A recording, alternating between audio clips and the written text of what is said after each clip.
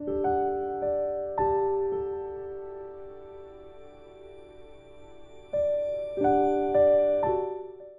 우리가 대하는 이 말라기 4장은 구약 성경의 가장 마지막에 오는 성경, 그리고 마지막 장이 되겠습니다. 여러분, 그러므로 말라기 4장은 구약 전체의 결론이라고도 말할 수 있으며, 또한 선지서들 중에 결론이라고도 할 수 있겠습니다. 구약 성경의 마지막 장을 통하여 우리는 이제 400년 뒤에 시작되어질 신약 시대가 어떠한 모습이 될 것인가 하는 것을 미리 가르쳐 주시는 서론과도 같은 그 말씀이 말라기 4장의 내용이 되겠습니다.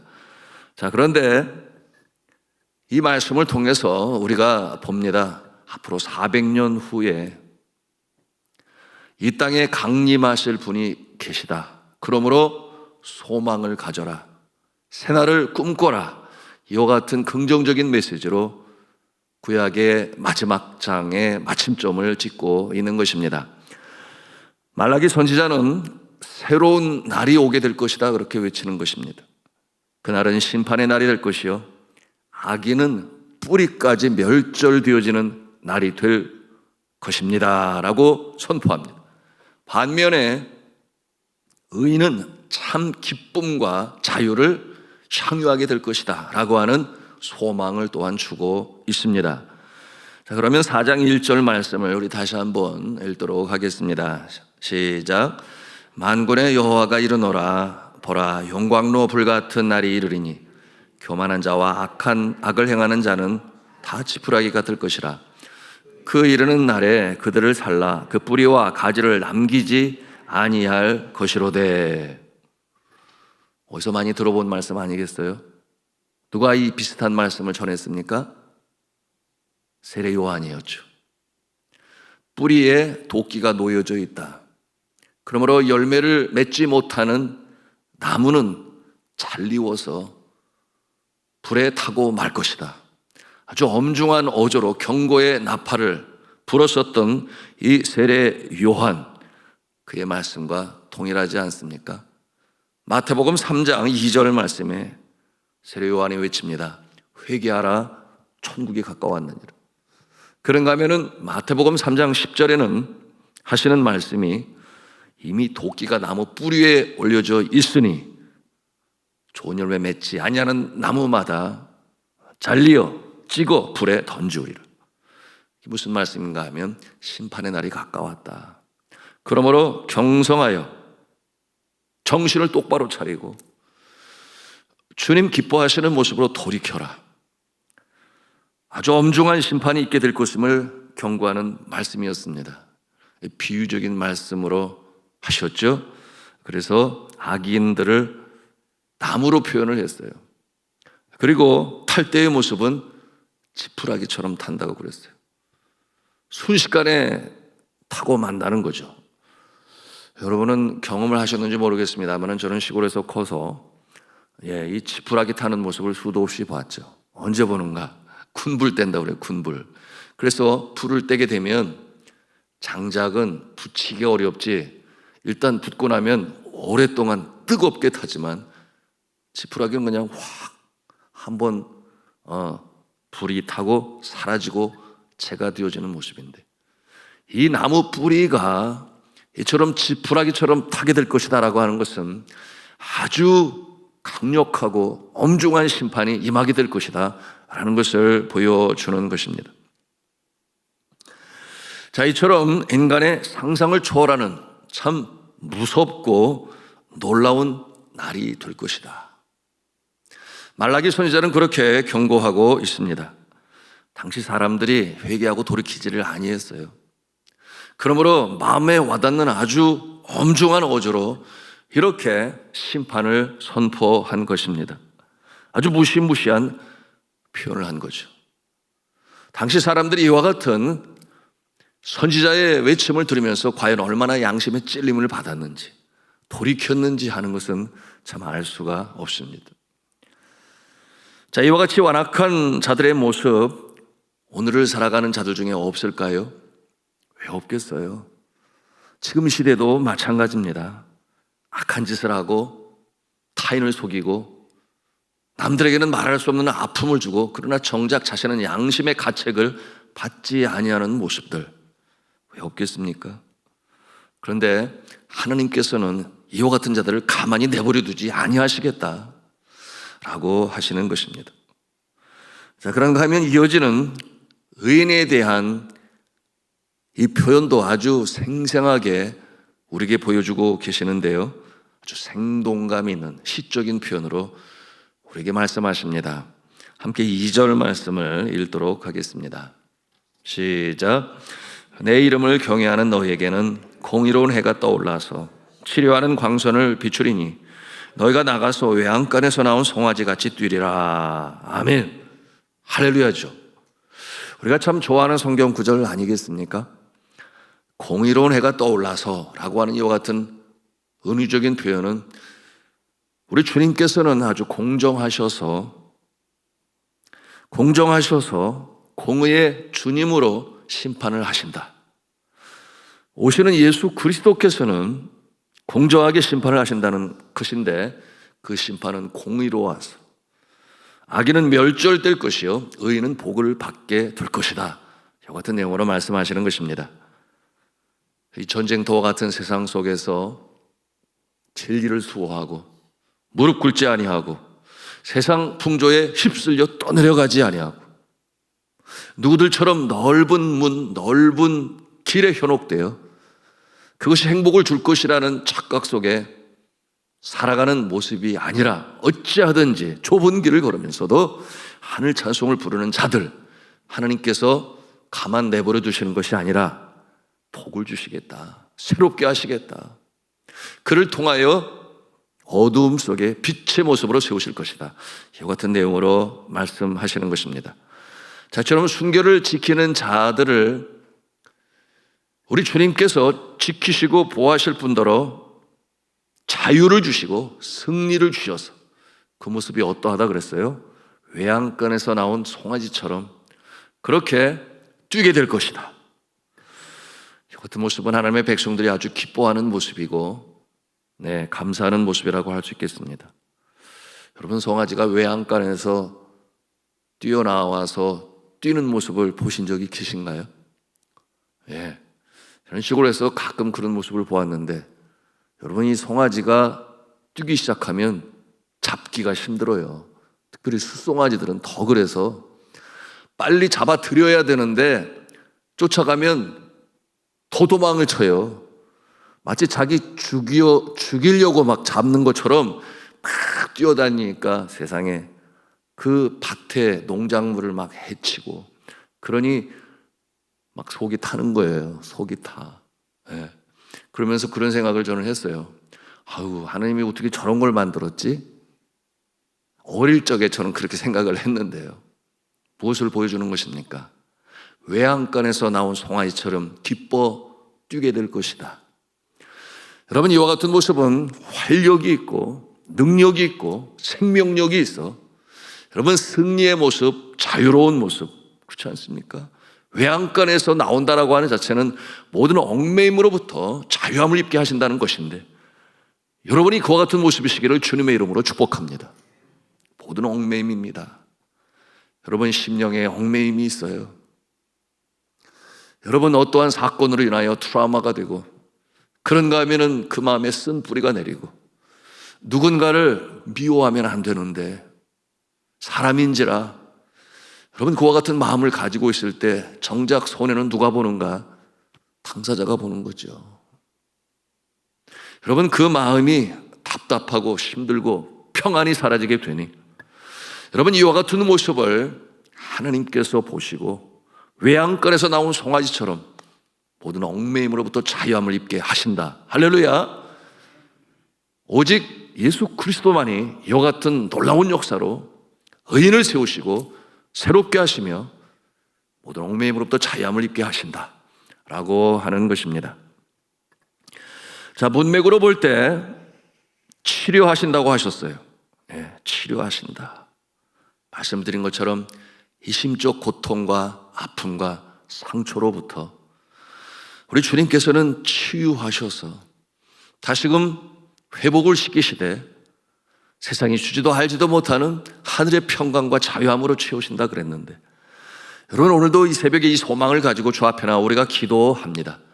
여러분 예수 그리스도로 말미암아 심령의 자유함을 입고 그리고 하늘의 평강이 임하시는 복된 기도 시간이 되시기를 주님의 이름으로 축원합니다.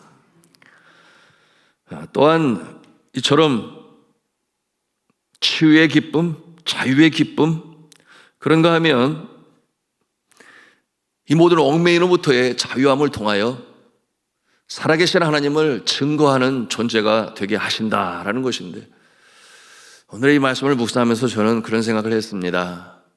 여전히 자신이 가지고 있는 신앙 때문에 어려움을 겪고 있는 자들, 대표적인 모습은 저 중동권에 있는 크리스천들의 모습이 그러하고, 언제 테러당할지 몰라요.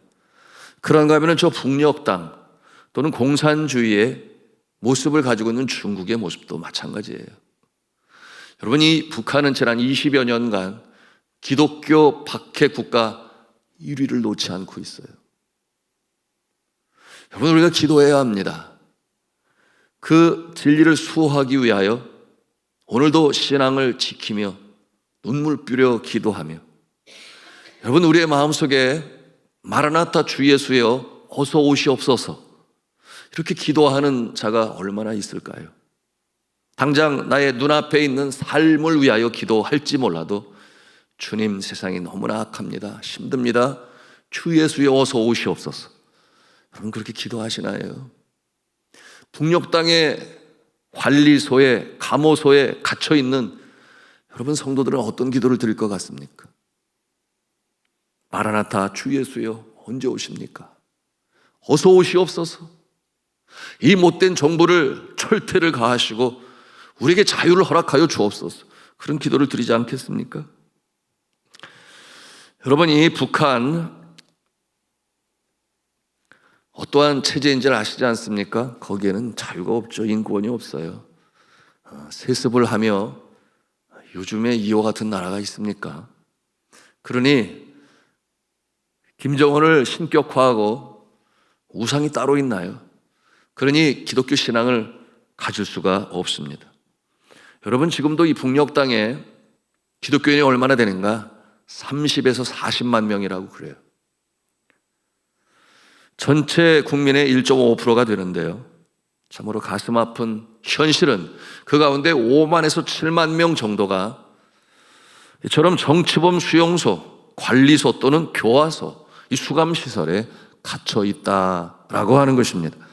특히 이 북중 국경 지역에서 성경을 들여오다가 적발된 자들, 그런가 하면 선교사를 만나서 또한 영향을 받고 하나님의 말씀을 배운 자들, 그들을 사상범으로 정치범 수용소에 가두고 아주 무서운 탄압이 지금도 지속되고 있습니다.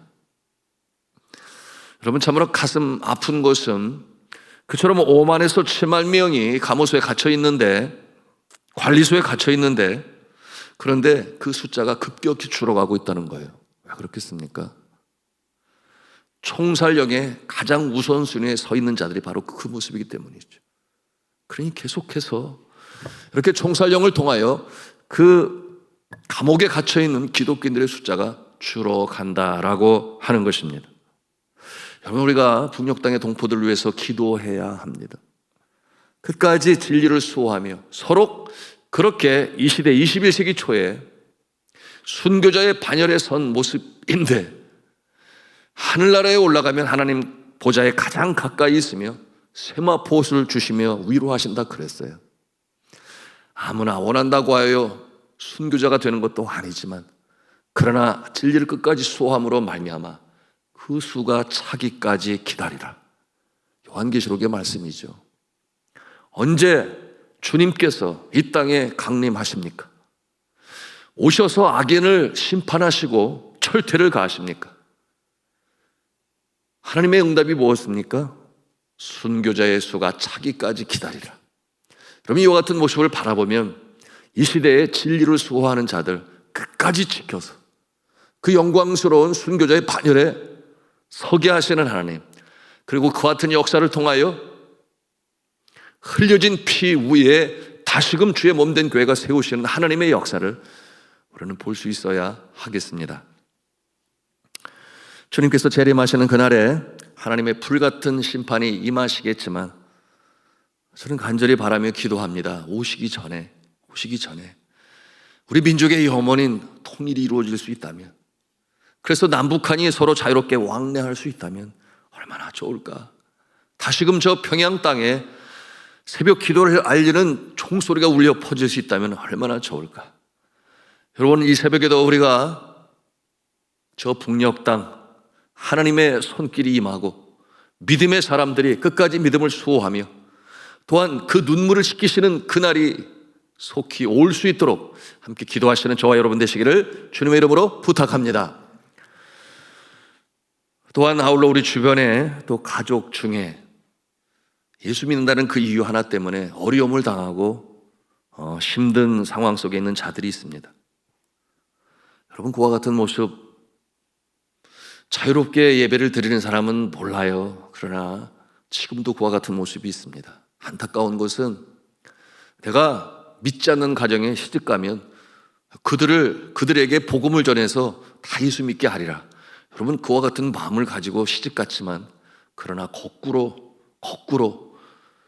해도 되지 않는다 여기니까 그 상황 가운데 신앙이 점점 약해져서 아예 믿음을 저버린 그와 같은 모습이 있다는 거예요. 여러분, 우리는 격려할 수 있어야 합니다. 우리가 복음을 전하는 대상 중에 과거에 믿음이 있었지만 지금은 그러지 못한 모습, 격려하고 위로하고 다시금 기도하게 해서 정말 종래 승리하는 모습이 될 수 있도록 여러분 기도로 도우시고 또 협력하시며 그들로 하여금 다시금 일어설 수 있도록 함께 해주시기를 간절히 부탁합니다. 자, 5절 6절 말씀해 보시면 긍휼이 많으신 주님께서 이 패역한 세상을 구원하시기 위해 이스라엘 땅에 보내실 예수님의 모습을 이제 예언하고 있는데요. 우리 5절 말씀을 같이 읽도록 하겠습니다. 시작. 보라, 여호와의 크고 두려운 날이 이르기 전에 내가 선지자 엘리야를 너희에게 보내리니. 여러분, 엘리야가 누구겠습니까? 오늘 이 말씀에서 열왕기에 나오는 엘리야인가? 아니라고 말할 수도 없지만 엘리야가 등장하는 것은 엘리야의 역할을 하는 자가 임하게 될 것이다, 그런 뜻이죠. 이와 같은 모습은 마치 세례 요한이 마지막 선지자의 모습으로 회개하라, 천국이 가까웠느니라, 엄중한 어조로 죄악 속에 있었던 자들을 꾸짖는 모습, 우리가 생각해 볼 수 있습니다. 이 엘리야는 6절에 선지자적 선포를 하고 있는데요, 우리 6절 말씀을 또 같이 읽도록 하겠습니다. 시작. 그가 아버지의 마음을 자녀에게로 돌이키게 하고 자녀들의 마음을 그들의 아버지께로 돌이키게 하리라. 돌이키지 아니하면 두렵건대 내가 와서 저주로 그 땅을 칠까 하노라 하시니라. 아멘. 그가 아버지의 마음을 돌이키게, 자녀로 돌이키게 하고 자녀는 또한 아버지의 마음으로 돌이키게 한다. 이것은 이스라엘 백성들이 자주 사용하는 수거와 같은 표현이 됩니다. 실제로 그러하지 않습니까? 우리가 아직 죄인 되었을 때에 그리스도께서 우리를 위하여 죽으심으로 하나님께서 우리를 향하신 그 사랑을 확증하셨느니라 로마서 5장 8절에 말씀하고 계십니다. 여러분, 예수 그리스도께서 이 땅에 강림하셔서 이 같은 놀라운 역사를 이루셨지요. 그리고 지금도 이루심을 믿으시기 바랍니다. 힘들고 어렵고 지치고 전쟁터와 같은 세상에서 여러분, 우리를 다시금 소망 중에 일으켜 세우실 분은 오직 예수 그리스도십니다. 그리스도의 영이 우리와 함께 보혜사로 함께 하심으로 말미암아 오늘도 우리는 소망 중에 나아갈 수가 있는 것입니다. 여러분의 삶에 어떠한 일로 인하여 마음에 억울함이 일고 또한 그것으로 인해서 하나님 살아계신가 이와 같은 생각을 가질 때도 있을 것입니다. 그러나 우리 하나님께서는 오늘의 말씀처럼 악인과 의인을 향하신 손길이 있습니다. 내 원수의 목전에서 내게 상을 베푸시는 하나님이시라 고백했던 다윗과 같이 내가 그들을 향하여 원망하고 미워하고 증오하고 그와 같은 모습이 아니라 하나님께서 그들 앞에 내가 잘 되는 모습으로 역사하여 주옵소서. 그러므로 그들 앞에 상을 베푸시는 하나님의 손길을 체험케 하옵소서. 이 새벽에도 소망 중에 기도하시기를 바랍니다. 그러므로 그들이 깨닫는 거예요. 예수 믿는 자들, 그럼에도 불구하고 신실하게 주를 섬기는 자들, 종자가 다르구나. 자신을 미워하고 저주할 줄 알았는데 그게 아니라 더 선한 모습으로 주를 섬길 때 하나님의 복이 임하는 그 모습을 보면서 하늘에 계신 아버지를 두려워하고 그들을 돌이키는 역사, 여러분, 이것이 바로 예수 그리스도께서 우리에게 바라시는 모습이 되는 것입니다. 자, 우리 예수님은 이미 강림하셨고 또 우리 가운데 거하십니다.